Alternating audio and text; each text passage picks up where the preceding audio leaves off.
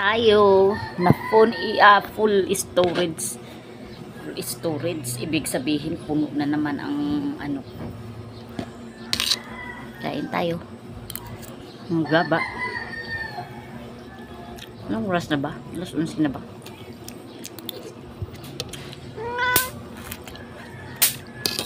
Paborito ko naman to. Paborito ko yan. Tuloy yan.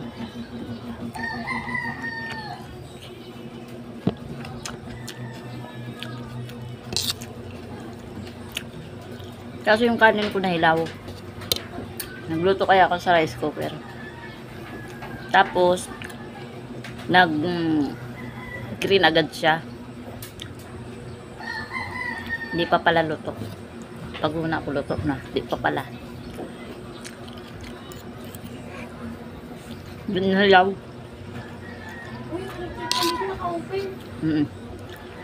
Sarap.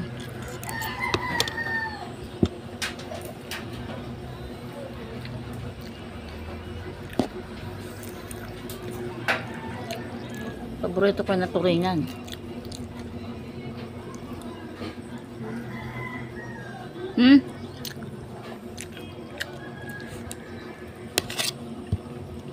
Marap pa naman nata, alas 11 eh.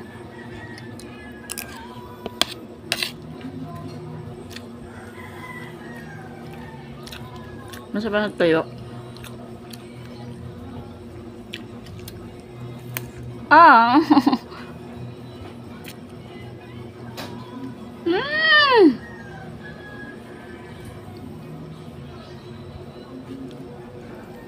Saklap.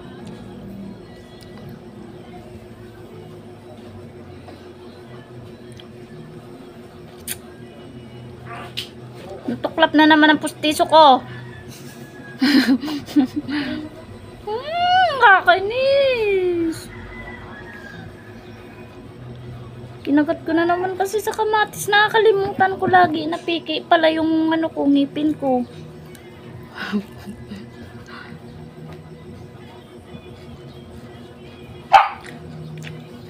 Pag natuluyan talaga itong masira, ay nako. Wala na. Ano na naman ako, storage. Puno na.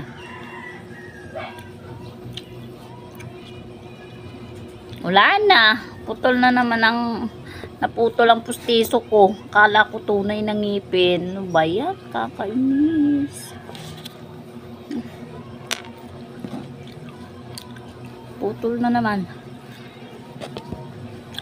Kagabi pa yun, muntikan na yun. Nagkain kasi ako ng mangga. Siguro nag-crack na naman, nag-crack siya. Ayan.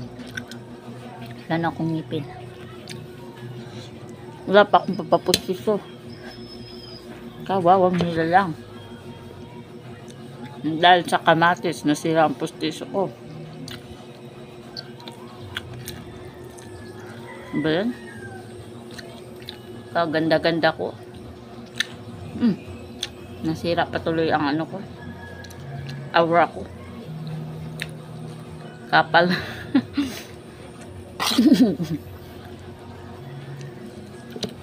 Siyempre, yun na nga lang nakapagpagayon sa akong pustiso na utod pa, marasa pa.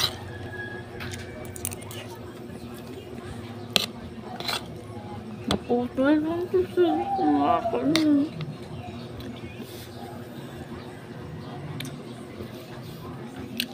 Wala pa ako pang papustiso. Ano lang yung ngipin lang naputol. So, ngipin pero yung gums nandito. Hindi ko tinanggal kasi ano, okay naman siya. Ano ba yun?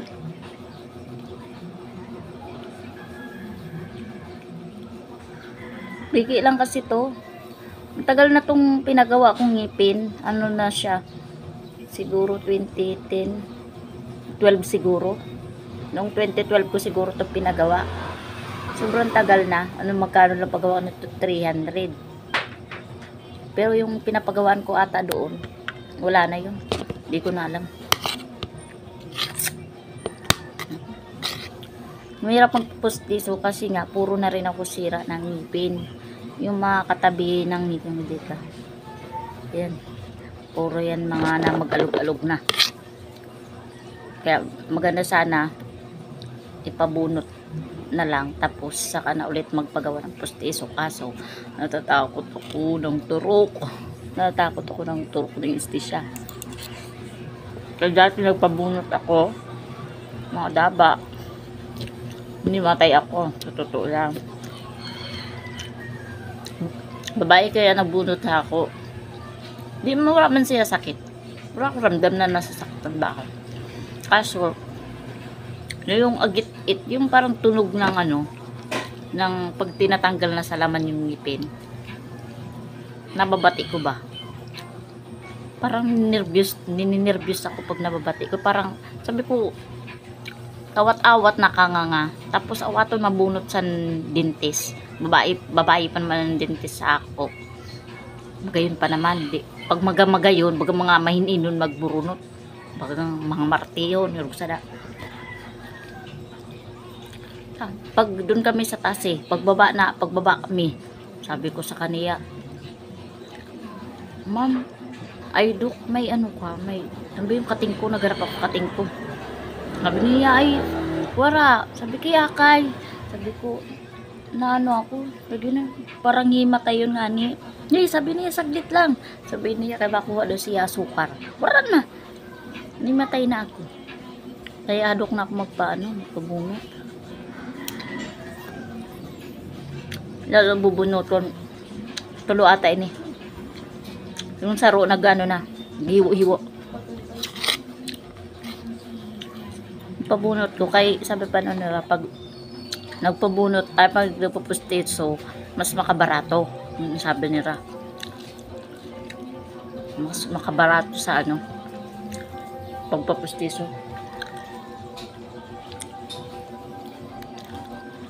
Nagagalaw to, nagagalaw yan, ito na lang ang ito nag-ano yan ba yun, nung hinimatay ako nag-alaw ang mga ngipon ko baga hiwo intiro kasi naput ko ang doktor ko nakamumo ako pag bagsak ko ba tapos naihi pa ako sa pantalon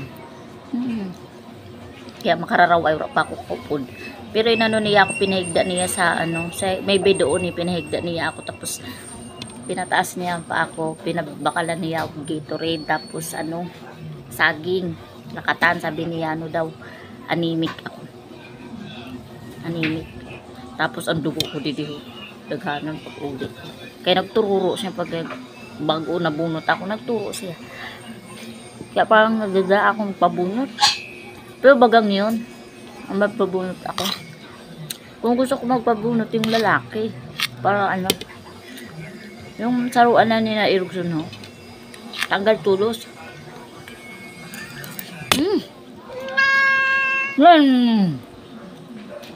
Ma kaka ano ba yun? Kakain pa nga ako mangga? Hindi. Nangangalabit. Mamaya.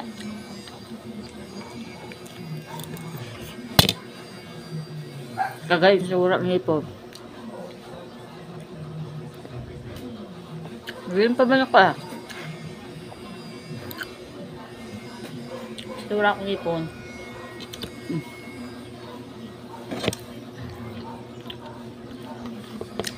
Huwag lubot sa manok. Makararaway ini. Dahil naputo tuloy ang pustiso. Kakainis. Talaga masisira na talaga yung pustiso ko na yan. Wala pa akong pagpagawa.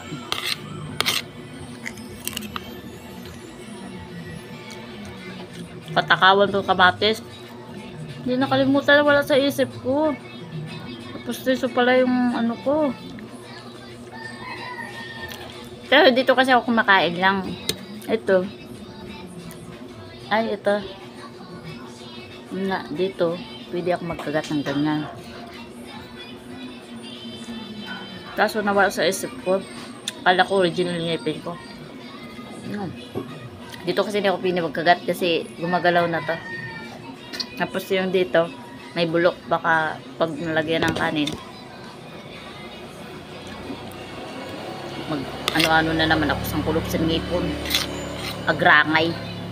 Ang kanin ko, hilaw. Pakaon ko na ng soteng. Ano, uy. Maaram pa daw magluto mga dabay. Hindi kasalanan sa rice cooker. Hindi ko kasalanan, no? Kasalanan ng rice cooker. Ayan mga katengo. Gaabang. Ayan, sa tabi ko. Gaabang. Diba? Nakaabang yan mga daba. Kaya makaon siya. Taod daw na.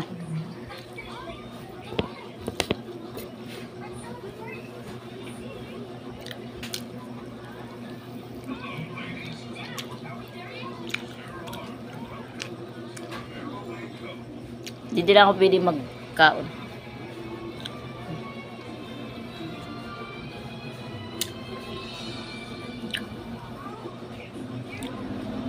Pantay ba? Kasi parang pansin ko parang ano to eh. Parang feeling ko mamaga. Ito, maintindihan. Sabi nila